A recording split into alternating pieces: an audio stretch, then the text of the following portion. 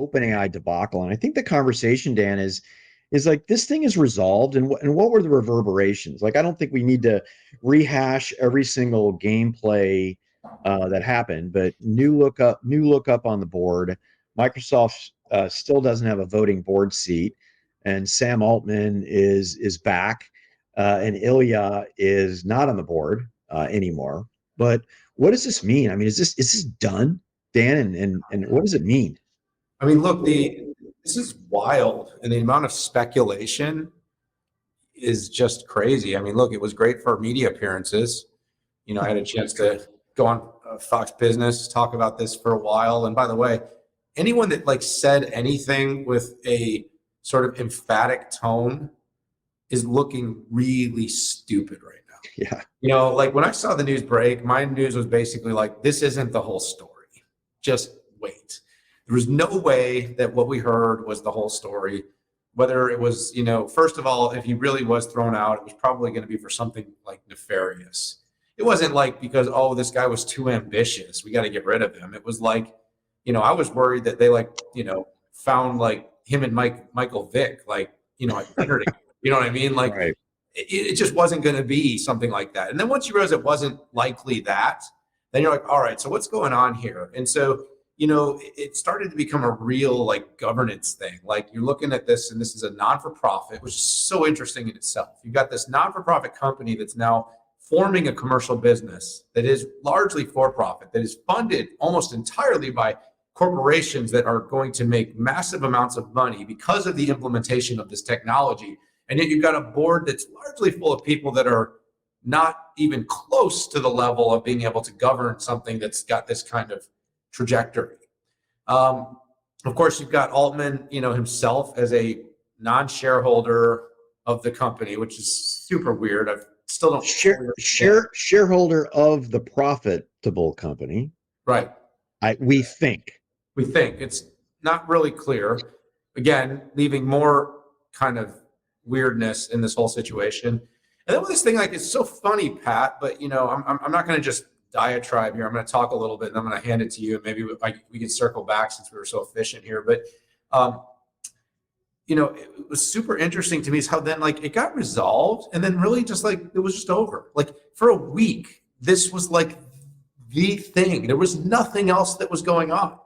It was the only news, and every day was like a soap opera. And all of a sudden, it was like over, and he's just back, and it's good. Everything's pretty much the same.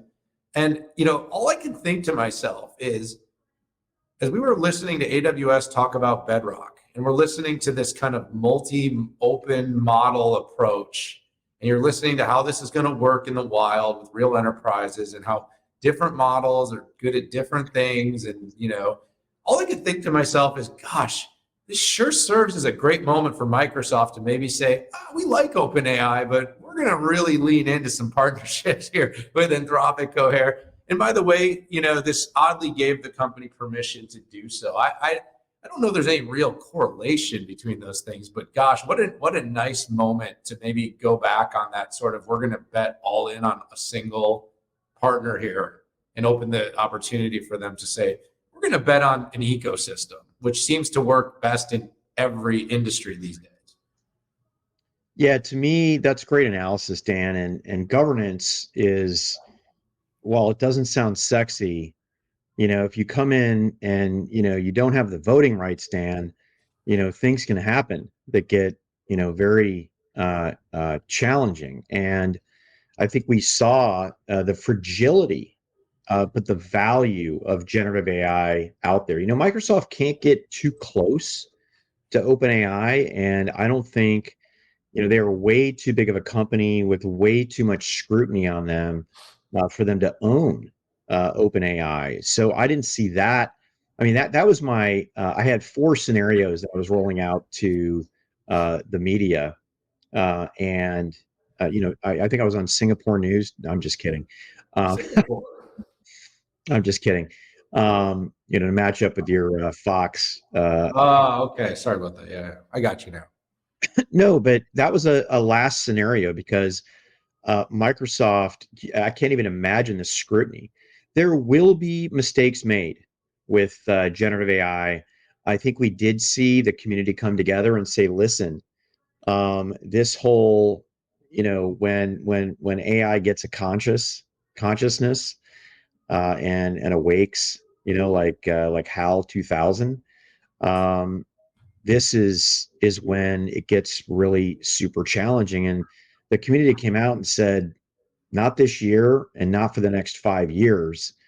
And apparently, the big thing that OpenAI was working on that freaked everybody out was a more efficient way to do these models that take dramatically less GPU power.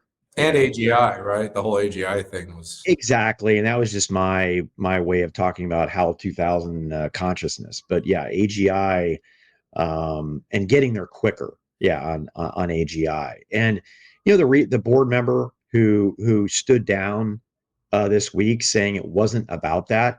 I'm sorry, I don't buy that.